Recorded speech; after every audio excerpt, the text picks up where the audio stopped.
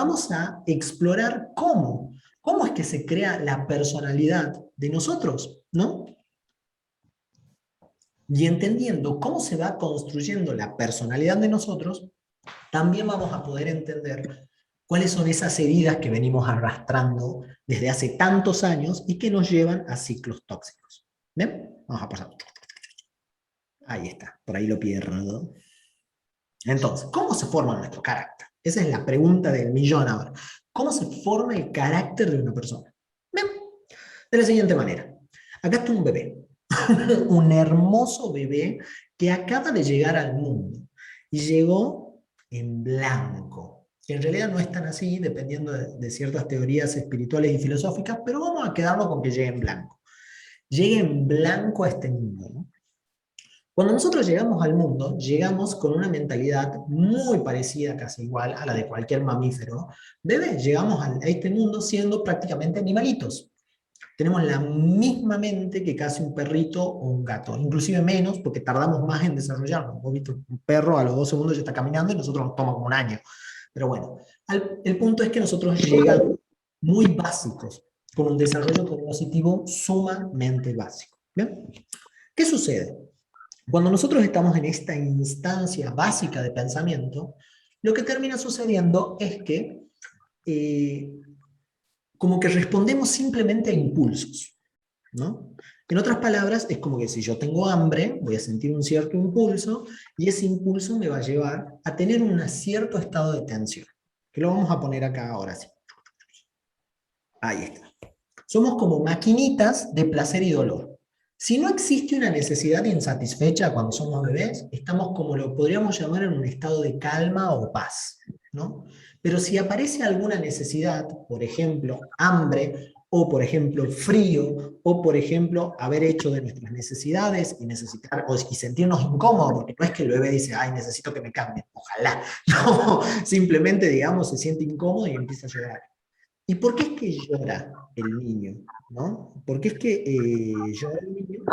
Porque siente tensión, porque hay una tensión, hay una incomodidad adentro de él que lo hace llorar. ¿Y por qué llora? Porque no tiene otro mecanismo para hacerse cargo de esa necesidad. ¿Bien? No tiene otro mecanismo. Es la única mecanismo que tiene. Pero cuando ¿cómo se dice esto? Cuando se satisface esa necesidad, vuelve a estar en un estado de paz.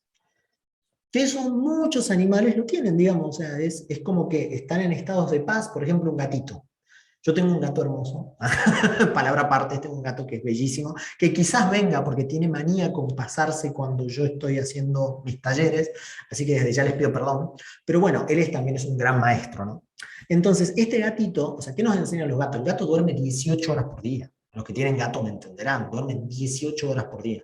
Solamente empieza a genera movimiento cuando tiene hambre, cuando tiene sed, o cuando necesita descargar energía, que ahí es donde nos buscan como para jugar, ¿no?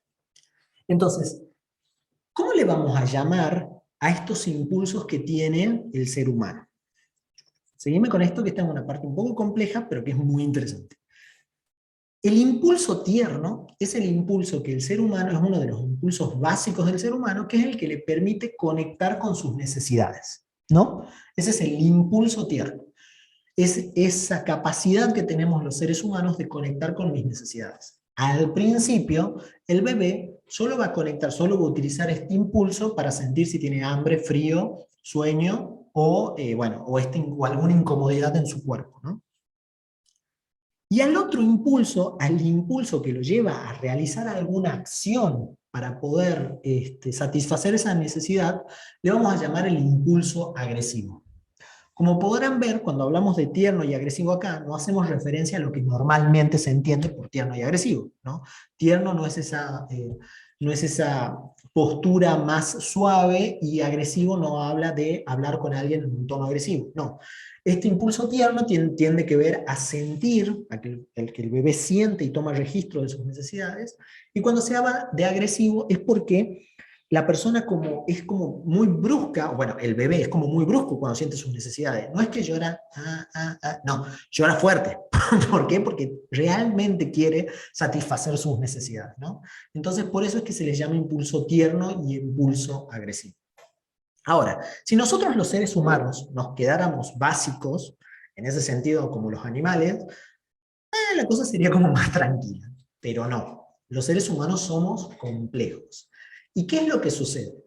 A medida que va el bebé creciendo, va teniendo necesidades mucho más complejas. En otras palabras, ya no es solamente comer, tomar agua, sueño o alguna incomodidad en el cuerpo. Ya el bebé necesita expresarse, necesita que alguien lo escuche, necesita que alguien lo ame, necesita que le den caricias, necesita. En otras palabras, a medida que nosotros nos vamos haciendo más complejos, van apareciendo nuevas necesidades y esas necesidades van obviamente generando tensión. Acordate que cuando yo tengo una necesidad que no es satisfecha, aparece tensión en mi cuerpo. Y obviamente ante esa tensión, el nene o nenita va a hacer acciones para tener eso. Pero ahora, ¿qué es lo que sucede? De los 0 a los 7 años, normalmente en condiciones normales o no, pero bueno, el mayor contacto o el universo de este niño van a ser simplemente papá y mamá, ¿no? Esta parte es como muy freudiana, ¿no? Es como muy despacio, muy freudiano en esto de decir, bueno, ellos van a tener y también en el eneagrama, van a tener gran participación en la construcción. Es más, decisiva participación en la construcción de la personalidad de todos los seres humanos, ¿no? Entonces, ¿qué es lo que sucede? Vos imagínate, pongamos de ejemplo, de que este niño ya pasó, está como en unos 3 años, ponele, y tiene necesidad de amor, y tiene necesidad de afecto. ¿Qué es lo que pasa? Este niño va a empezar a hacer acciones para que sus padres sean más cariñosos con él. Pero hay un problema. Supongamos que los padres no lo tienen disponible. Supongamos que son padres fríos, distantes o que trabajan mucho. Entonces no pueden satisfacer esa necesidad del niño. Y es en ese momento en donde el niño, ante esta tensión, porque claro, él necesita amor y nadie se lo da, y no necesita amor de cualquier persona, necesita amor de papá y mamá, ¿no? Entonces, como nadie le da ese amor, esa tensión que siente se convierte en sufrimiento y dolor. Y es eso, o es así como empiezan a desarrollarse las heridas que después este niño va a cargar toda su vida. Toda su vida. ¿Por qué? Porque ese dolor, ese sufrimiento no va a acabar, porque esa necesidad no puede ser satisfecha. No importa lo que haga el niño, por ejemplo, supongamos de que sea un niño de 3 años, no los puede hacer renunciar a los padres. No importa lo que haga, muy probablemente esa necesidad de amor fraternal, de amor de padre o madre, no se va a ver satisfecha. Y eso va a generar una herida en el niño. Y por ejemplo, ante esa herida, el niño va a tener que generar o va a generar lo que se llama un mecanismo de defensa, ¿no? En otras palabras, este niño, al no ver o al no poder de alguna manera satisfacer su necesidad, va a tender a crear una estrategia para poder minimizar el dolor de esta necesidad insatisfecha. Por ejemplo, este niño podría suprimir su impulso tierno con las emociones. En otras palabras, podría dejar de tener registro emocional. Es como que, si yo no siento, es dicho de una manera muy simple, ¿no? Es como que el niño inconscientemente dice, bueno, si yo no siento, voy a dejar de tener ganas de tener amor de mamá y papá, y de esa manera voy a minimizar el dolor por la ausencia. En otras palabras, si mis papás son fríos, yo también voy a ser frío y así nos vamos a poder llevar bien. Esto es un ejemplo muy simple, ¿no? Pero es para que se entienda. ¿Y qué es lo que pasa? El niño va a generar ese mecanismo de defensa para poder adaptarse al medio que lo rodea, que en este caso contexto frío, entonces él también va a tender a hacer un corte para poder empezar a ser tan frío. Esta es una estrategia, pero en realidad hay millones de formas. Es imposible determinar qué estrategia va a ser la que va a utilizar cada niño. Es más, hay muchísimos estudios que intentan determinar qué estrategia es la que se desarrolla con los niños, y no hay ninguna que sea total y completamente absoluta. No existe, no existe forma. Porque como te acabo de decir esto de que el niño puede optar por generar una estrategia en la cual corta con sus emociones, puede ser también todo lo contrario. Volverse una persona sumamente dependiente emocionalmente con todas las personas para de esa manera poder generar o poder llenar ese hueco emocional que sus padres no le dieron. ¿Bien? Entonces, ¿qué es lo que sucede con esto? Vamos a pasar a la próxima diapositiva. Exactamente esto, que el alivio del niño será el dolor del adulto, por lo que estamos viendo, ¿no? Este niño va a desarrollar un mecanismo de defensa y durante la etapa infantil va a funcionar. En otras palabras, el dolor va a desaparecer de alguna manera. Pero ese dolor o ese apaliativo que el niño ha generado no es algo que quede conscientemente. En otras palabras, como te lo acabo de decir, de los 0 a los 7 años se está construyendo lo que después va a ser el subconsciente del adulto. Entonces, este mecanismo va a pasar al subconsciente.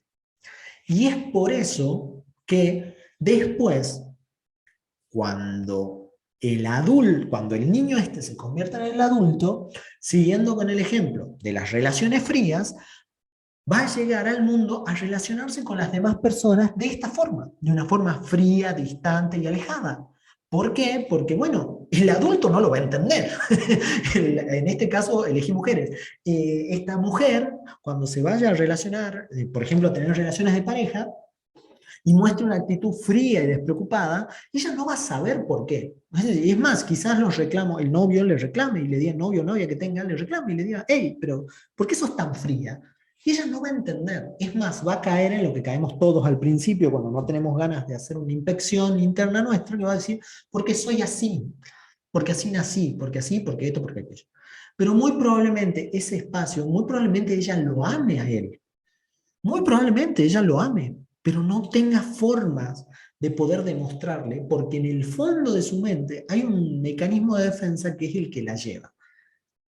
Carl Gustav Jung, que era uno de los grandes que también lo acompañó a Freud en todo lo que era el espacio este del subconsciente, que él crea, digamos, todo lo que es el subconsciente conectivo y los arquetipos de personalidad, él va a decir una frase célebre, total y completamente cierta, que cuando no nos animamos a ver nuestro subconsciente, él nos domina y nosotros a eso le llamaremos destino.